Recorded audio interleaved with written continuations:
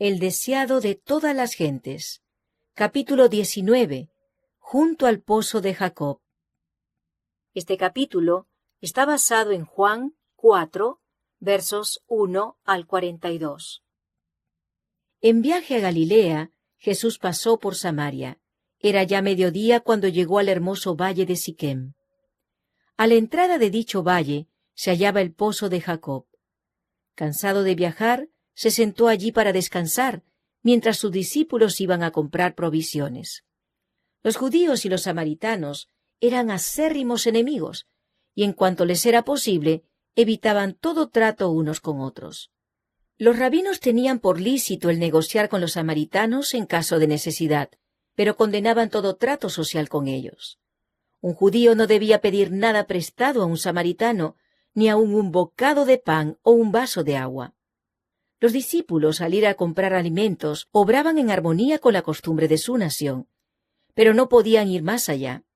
El pedir un favor a los samaritanos o el tratar de beneficiarlos en alguna manera no podía cruzar siquiera por la mente de los discípulos de Cristo. Mientras Jesús estaba sentado sobre el brocal del pozo, se sentía débil por el hambre y la sed. El viaje hecho desde la mañana había sido largo y se hallaba ahora bajo los rayos del sol de mediodía. Su sed era intensificada por la evocación del agua fresca que estaba tan cerca, aunque inaccesible para él, porque no tenía cuerda ni cántaro y el pozo era hondo. Compartía la suerte de la humanidad y aguardaba que alguien viniese para sacar agua. Se acercó entonces una mujer de Samaria y, sin prestar atención a su presencia, llenó su cántaro de agua. Cuando estaba por irse, Jesús le pidió que le diese de beber. Ningún oriental negaría un favor tal. En el Oriente se llama al agua el don de Dios. El ofrecer de beber al viajero sediento era considerado un deber tan sagrado que los árabes del desierto se tomaban molestias especiales para cumplirlo. El odio que reinaba entre los judíos y los samaritanos impidió a la mujer ofrecer un favor a Jesús. Pero el Salvador estaba tratando de hallar la llave de su corazón, y con el tacto nacido del amor divino, él no ofreció un favor, sino que lo pidió. El ofrecimiento de un favor podría haber sido rechazado, pero la confianza despierta confianza. El Rey del Cielo se presentó a esta paria de la sociedad pidiendo un servicio de sus manos. El que había hecho el océano, el que rige las aguas del abismo, el que abrió los manantiales y los canales de la tierra, descansó de sus fatigas junto al pozo de Jacob y dependió de la bondad de una persona extraña para una cosa tan insignificante como un sorbo de agua. La mujer se dio cuenta de que Jesús era judío. En su sorpresa, se olvidó de concederle lo pedido e indagó así la razón de tal petición. ¿Cómo tú, siendo judío, me pides a mí de beber, que soy mujer samaritana? Jesús contestó: si conocieses el don de Dios, ¿y quién es el que te dice, dame de beber? Tú pedirías de él, y él te daría agua viva. Es decir, ¿te maravilla que yo te pida un favor tan pequeño como un sorbo de agua del pozo que está a nuestros pies? Si tú me hubieses pedido a mí, te hubiera dado a beber el agua de la vida eterna. La mujer no había comprendido las palabras de Cristo, pero sintió su solemne significado. Empezó a cambiar su actitud despreocupada. Suponiendo que Jesús hablaba del pozo que estaba delante de ellos, dijo: Señor, no tienes con qué sacarla, y el pozo es hondo. ¿De dónde, pues, tienes el agua viva? ¿Eres tú mayor que nuestro padre Jacob, que nos dio este pozo, del cual él bebió? Ella no veía delante de sí más que un sediento viajero, cansado y cubierto de polvo. Lo comparó mentalmente con el honrado patriarca Jacob. Abrigaba el sentimiento muy natural de que ningún otro pozo podía ser igual al cavado por sus padres. Miraba hacia atrás a los padres y hacia adelante a la llegada del Mesías, mientras la esperanza de los padres, el Mesías mismo, estaba a su lado y ella no lo conocía. ¿Cuántas almas sedientas están hoy al lado de la fuente del agua viva y, sin embargo, buscan muy lejos los manantiales de la vida. No digas en tu corazón, ¿quién subirá al cielo? Esto es para traer abajo a Cristo. ¿O quién descenderá al abismo? Esto es para volver a traer a Cristo de los muertos. Cercana está la palabra en tu boca y en tu corazón. Si confesares con tu boca al Señor Jesús y creyeres en tu corazón que Dios le levantó de los muertos, serás salvo. Jesús no contestó inmediatamente la pregunta respecto de sí mismo, sino que con solemne seriedad dijo: Cualquiera que bebiere de esta agua volverá a tener sed, mas el que bebiere del agua que yo le daré, para siempre no tendrá sed. Mas el agua que yo le daré será en él una fuente de agua que salte para vida eterna.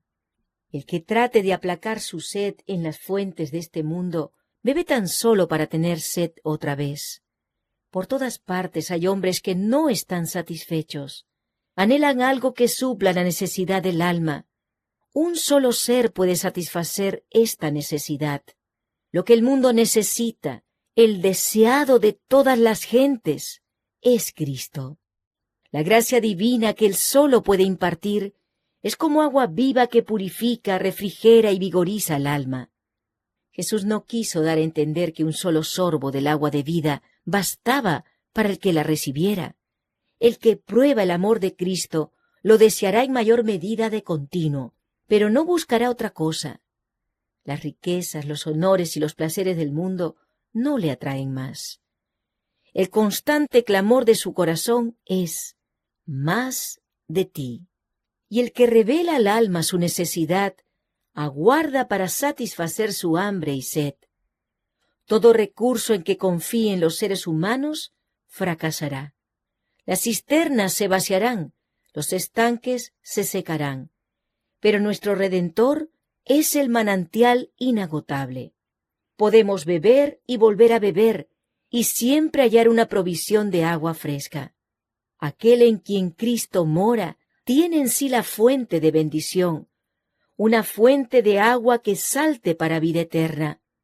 De este manantial puede sacar fuerza y gracia suficientes para todas sus necesidades.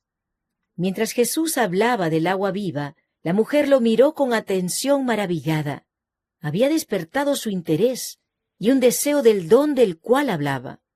Se percató de que no se refería al agua del pozo de Jacob, porque de ésta bebía de continuo y volvía a tener sed. Señor, dijo, dame esta agua, para que no tenga sed ni venga acá a sacarla. Jesús desvió entonces bruscamente la conversación. Antes que esa alma pudiese recibir el don que él anhelaba concederle, debía ser inducida a reconocer su pecado y su Salvador. Jesús le dice: Ve, llama a tu marido y ven acá. Ella contestó: No tengo marido. Esperaba así evitar toda pregunta en ese sentido, pero el Salvador continuó: Bien has dicho, no tengo marido, porque 5 maridos has tenido, y el que ahora tienes no es tu marido, esto has dicho con verdad. La interlocutora de Jesús tembló. Una mano misteriosa estaba hojeando las páginas de la historia de su vida, sacando a la luz lo que ella había esperado mantener para siempre oculto. ¿Quién era éste que podía leer los secretos de su vida? Se puso a pensar en la eternidad, en el juicio futuro, en el cual todo lo que es ahora oculto será revelado. En su luz, su conciencia despertó. No podía negar nada, pero trató de eludir toda mención de un tema tan ingrato. Con profunda reverencia dijo: Señor, paréceme que tú eres profeta. Luego, esperando acallar la convicción, mencionó puntos de controversia religiosa. Si él era profeta, seguramente podría instruirla acerca de estos asuntos en disputa desde hacía tanto tiempo. Con paciencia Jesús le permitió llevar la conversación a donde ella quiso. Mientras tanto, aguardaba la oportunidad de volver a hacer penetrar la verdad en su corazón. Nuestros padres adoraron en este monte, dijo ella, y vosotros decís que en Jerusalén es el lugar donde es necesario adorar. A la vista estaba el monte Gerizim. Su templo estaba derribado y solo quedaba el altar.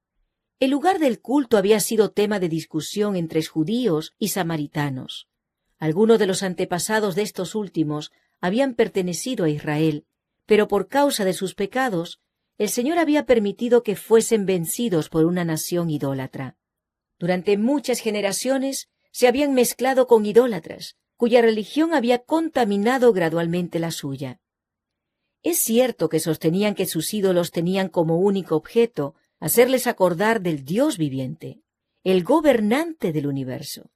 No obstante, el pueblo había sido inducido a reverenciar sus imágenes esculpidas. Cuando el templo de Jerusalén fue reconstruido en los días de Esdras, los samaritanos quisieron contribuir a su erección juntamente con los judíos. Este privilegio les fue negado, y esto suscitó una amarga animosidad entre los dos pueblos. Los samaritanos edificaron un templo rival sobre el monte Gerizim.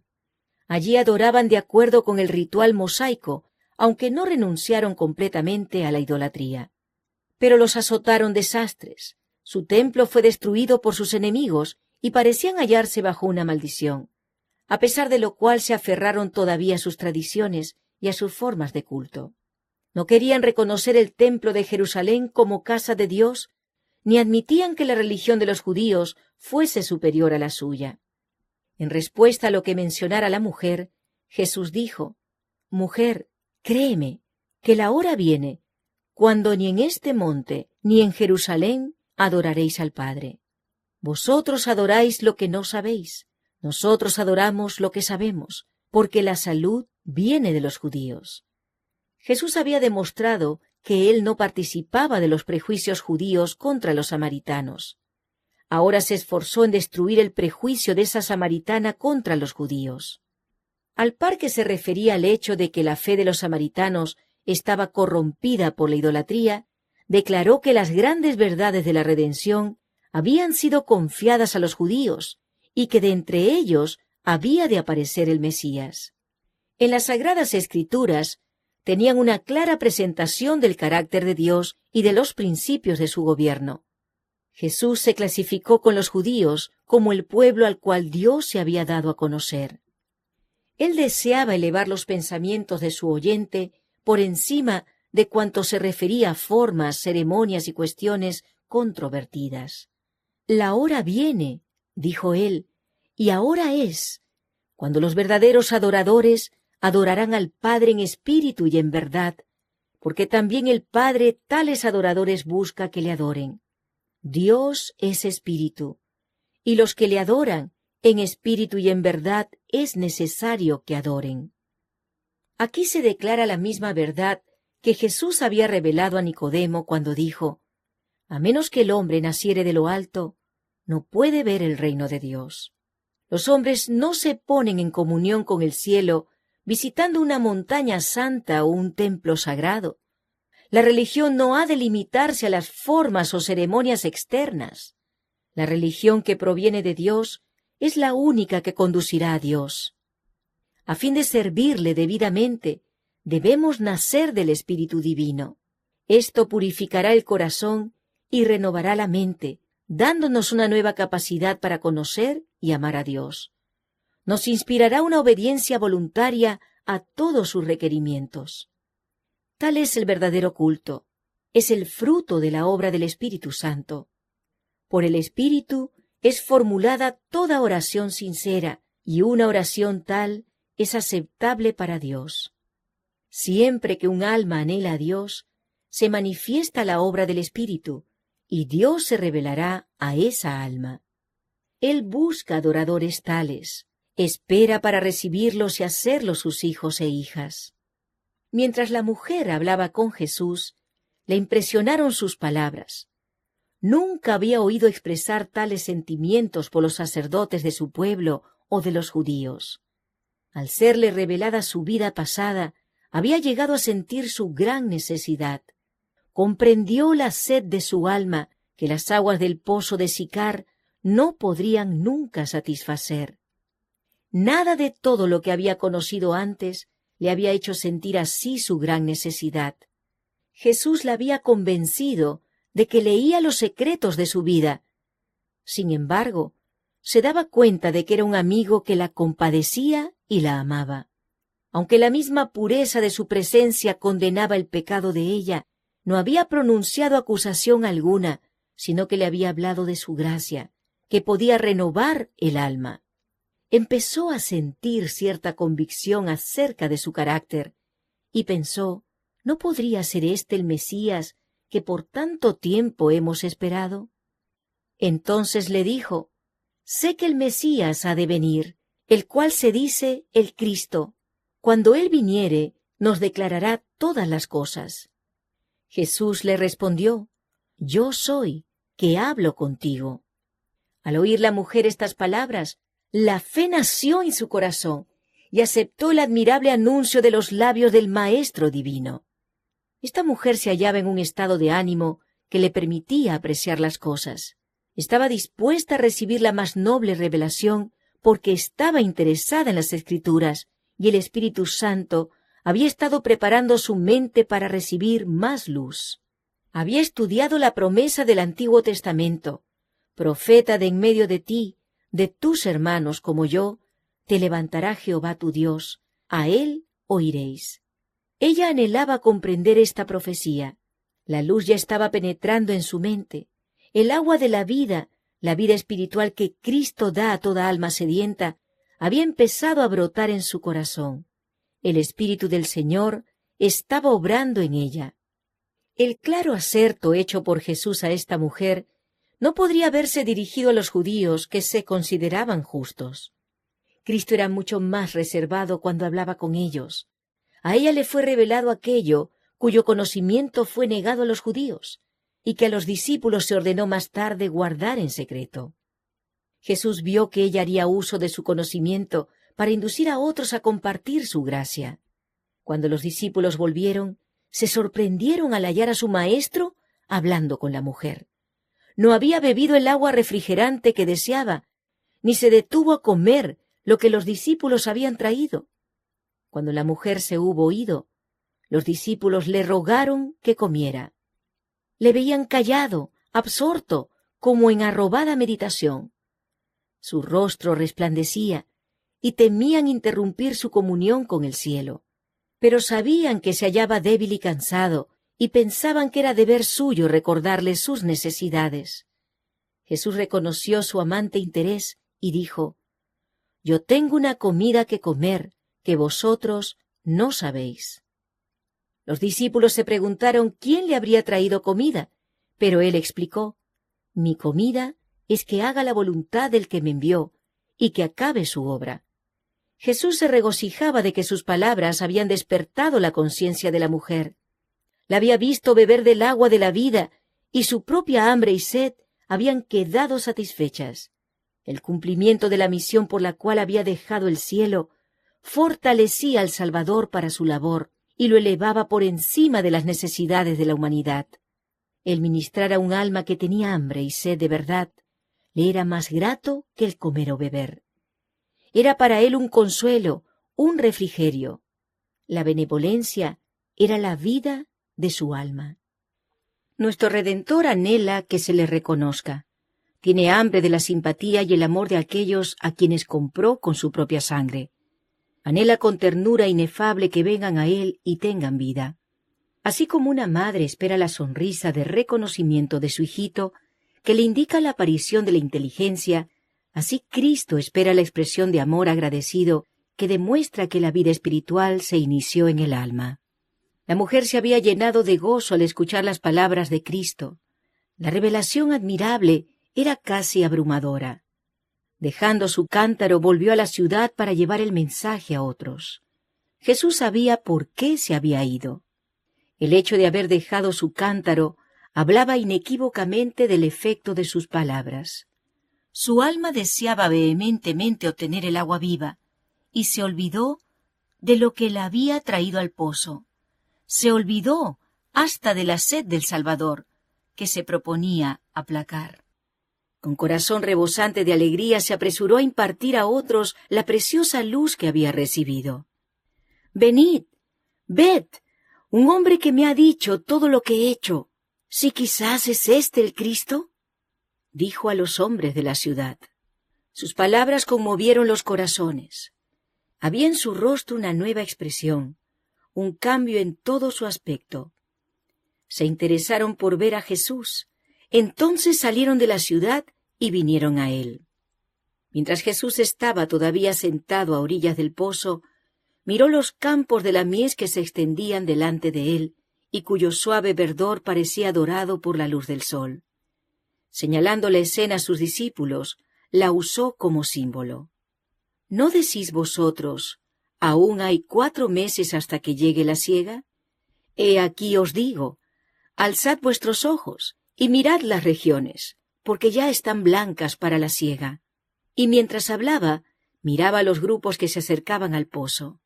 Faltaban 4 meses para la siega, pero allí había una mies ya lista para la cosecha.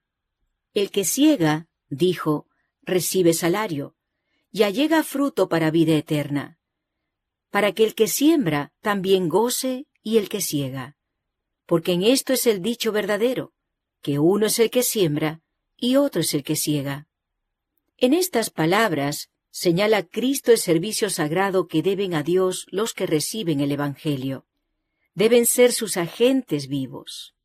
Él requiere su servicio individual, y sea que sembremos o seguemos, estamos trabajando para Dios. El uno esparce la simiente, el otro junta la mies, pero tanto el sembrador como el segador reciben galardón. Se regocijan juntos en la recompensa de su trabajo. Jesús dijo a los discípulos, «Yo os he enviado a segar lo que vosotros no labrasteis. Otros labraron, y vosotros habéis entrado en sus labores». El Salvador estaba mirando hacia adelante a la gran recolección del día de Pentecostés. Los discípulos no habían de considerarla como el resultado de sus propios esfuerzos. Estaban entrando en las labores de otros hombres.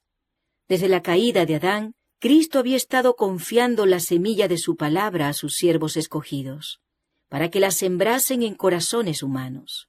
Y un agente invisible, un poder omnipotente, había obrado silenciosa pero eficazmente para producir la mies. El rocío, la lluvia y el sol de la gracia de Dios habían sido dados para refrescar y nutrir la semilla de verdad. Cristo iba a regar la semilla con su propia sangre. Sus discípulos tenían el privilegio de colaborar con Dios. Eran colaboradores con Cristo y con los santos de la antigüedad. Por el derramamiento del Espíritu Santo en Pentecostés, se iban a convertir millares en un día. Tal era el resultado de la siembra de Cristo, la mies de su obra. En las palabras dichas a la mujer al lado del pozo, una buena simiente había sido sembrada, y cuán pronto se había obtenido la mies. Los samaritanos vinieron y oyeron a Jesús, y creyeron en él. Rodeándole al lado del pozo, le acosaron a preguntas, y ávidamente recibieron sus explicaciones de las muchas cosas que antes les habían sido oscuras. Mientras escuchaban, su perplejidad empezó a disiparse. Eran como gente que hallándose en grandes tinieblas, siguen un repentino rayo de luz hasta encontrar el día. Pero no les bastaba esta corta conferencia, ansiaban oír más, y que sus amigos también oyesen a este maravilloso maestro. Le invitaron a su ciudad y le rogaron que quedase con ellos. Permaneció pues 2 días en Samaria, y muchos más creyeron en él. Los fariseos despreciaban la sencillez de Jesús. Desconocían sus milagros y pedían una señal de que era el Hijo de Dios. Pero los samaritanos no pidieron señal, y Jesús no hizo milagros entre ellos, fuera del que consistió en revelar los secretos de su vida a la mujer que estaba al lado del pozo. Sin embargo, muchos le recibieron. En su nuevo gozo decían a la mujer, «Ya no creemos por tu dicho, porque nosotros mismos hemos oído y sabemos que verdaderamente este es el Salvador del mundo, el Cristo». Los samaritanos creían que el Mesías había de venir como Redentor, no sólo de los judíos, sino del mundo. El Espíritu Santo, por medio de Moisés, lo había anunciado como profeta enviado de Dios.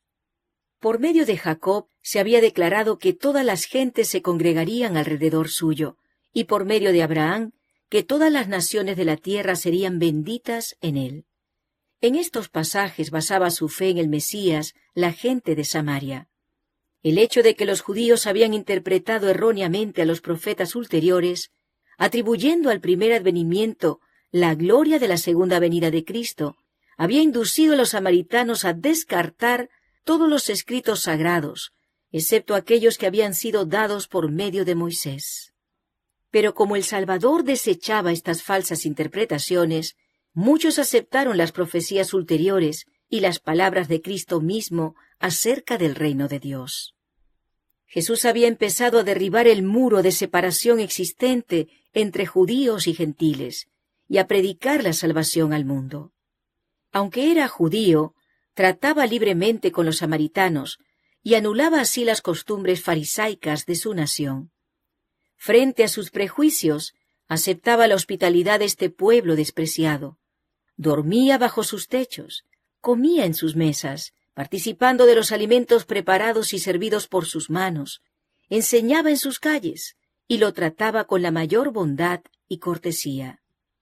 En el templo de Jerusalén, una muralla baja separaba el atrio exterior de todas las demás porciones del edificio sagrado.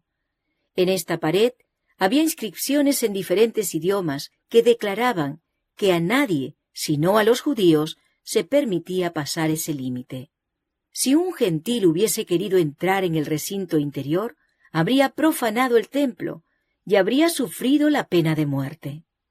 Pero Jesús, el que diera origen al templo y su ceremonial, atraía a los gentiles así por el vínculo de la simpatía humana, mientras que su gracia divina les presentaba la salvación que los judíos rechazaban. La estada de Jesús en Samaria estaba destinada a ser una bendición para sus discípulos, que estaban todavía bajo la influencia del fanatismo judío. Creían que la lealtad a su propia nación requería de ellos que albergasen enemistad hacia los samaritanos. Les admiraba la conducta de Jesús. No podían negarse a seguir su ejemplo, y durante los 2 días que pasaron en Samaria, la fidelidad a él dominó sus prejuicios. Pero en su corazón no se conformaban. Tardaron mucho en aprender que su desprecio y odio debían ser reemplazados por la piedad y la simpatía.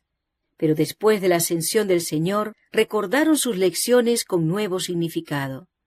Después del derramamiento del Espíritu Santo, recordaron la mirada del Salvador, sus palabras, el respeto y la ternura de su conducta hacia estos extraños despreciados. Cuando Pedro fue a predicar en Samaria, manifestó el mismo espíritu en su obra.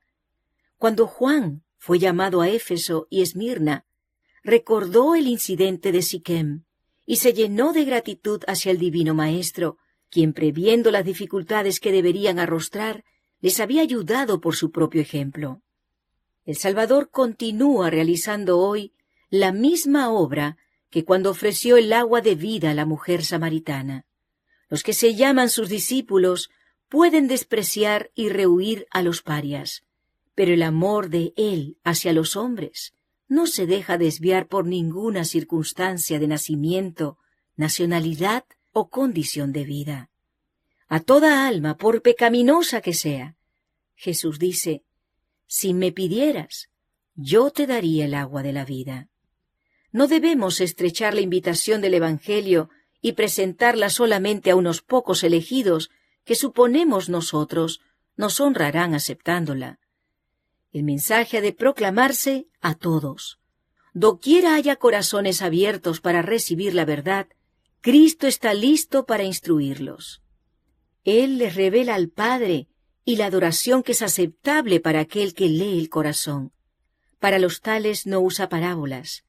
A ellos, como a la mujer samaritana al lado del pozo, dice: yo soy que hablo contigo. Cuando Jesús se sentó para descansar junto al pozo de Jacob, venía de Judea, donde su ministerio había producido poco fruto. Había sido rechazado por los sacerdotes y rabinos, y aun los que profesaban ser discípulos suyos no habían percibido su carácter divino. Se sentía débil y cansado, pero no descuidó la oportunidad de hablar a una mujer sola, aunque era una extraña, enemiga de Israel, y vivía en pecado. El Salvador no aguardaba que se reuniesen congregaciones. Muchas veces empezaba sus lecciones con unos pocos reunidos en derredor suyo. Pero uno a uno los transeúntes se detenían para escuchar, hasta que una multitud oía con asombro y reverencia las palabras de Dios pronunciadas por el Maestro enviado del cielo. El que trabaja para Cristo no debe pensar que no puede hablar con el mismo fervor a unos pocos oyentes que a una gran compañía. Tal vez haya uno solo para oír el mensaje, pero ¿quién puede decir cuán abarcante será su influencia? Parecía asunto sin importancia aún para los discípulos que el Salvador dedicase su tiempo a una mujer de Samaria, pero él razonó con ella con más fervor y elocuencia que con reyes, consejeros o pontífices. Las lecciones que le dio han sido repetidas hasta los confines más remotos de la tierra. Tan pronto como halló al Salvador, la mujer samaritana trajo otros a él. Demostró ser una misionera más eficaz que los propios discípulos. Ellos no vieron en Samaria indicios de que era un campo alentador. Tenían sus pensamientos fijos en una gran obra futura y no vieron que en derredor de sí había una mies que segar. Pero por medio de la mujer, a quien ellos despreciaron, toda una ciudad llegó a oír del Salvador. Ella llevó enseguida la luz a sus compatriotas. Esta mujer representa la obra de una fe práctica en Cristo. Cada verdadero discípulo nace en el reino de Dios como misionero.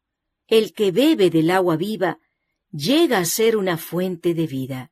El que recibe llega a ser un dador.